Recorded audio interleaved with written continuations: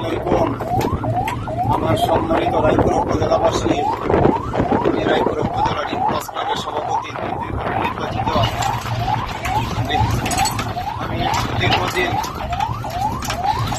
রায়পুর উপজেলার সংঘবদ্ধ সন্ত্রাসী গোষ্ঠী হজরত আলী হরজু তার সংঘবদ্ধ গোষ্ঠী টুটুল, রুবেল এবং রাসেল, তারা দীর্ঘদিন যাবৎ নিরীহ মানুষের উপর অন্যায় অত্যাচার জোর জুলুম চালিয়ে যাচ্ছে। মানুষের জায়গা জমি দখল করেছে। তাদের নামে রায়পুর থানায় হত্যা, চাঁদাবাজি, সুমন হত্যা সহ বিস্ফোরক এবং বিস্ফোরক আইন সহ তাদের নামে কমপক্ষে 10টা রয়েছে। তাদেরকে পুলিশ দীর্ঘদিন ধরে গ্রেপ্তার করতেছে না। তারা একের পর এক রায়পুরায় তাণ্ডব চালিয়ে যাচ্ছে। গত পরশুদিন এই সিরাজনগর পাইলট উচ্চ বিদ্যালয়ে তাদের ছেলেপেলে দিয়ে ককটেল বিস্ফোরণ ঘটাইছে।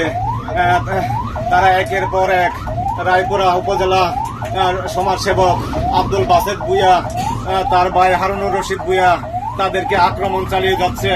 আমি তাদের পক্ষে এবং রায়পুরা দেশবাসীর পক্ষে রিপোর্ট করায় তারা আমার উপরে দীর্ঘদিন ধরে চোখ রাঙায় যাচ্ছে এবং তারা আমাকে মেরে ফেলার জন্য হুমকি দামকি দিয়ে যাচ্ছে। আমি রায়পুর উপজেলার সকল শ্রেণী পেশার মানুষের কাছে এবং সেনাবাহিনী এবং পুলিশ কর্মকর্তা সকল ঊর্ধ্বতন কর্তৃপক্ষের কাছে আমি সুষ্ঠু ন্যায় বিচার দাবি করছি। এবং তারা বিভিন্ন এলাকা থেকে সন্ত্রাসী বাহিনী আগমন করে রাতের অন্ধকারে তারা সব সময় তাণ্ডব চালিয়ে যায়।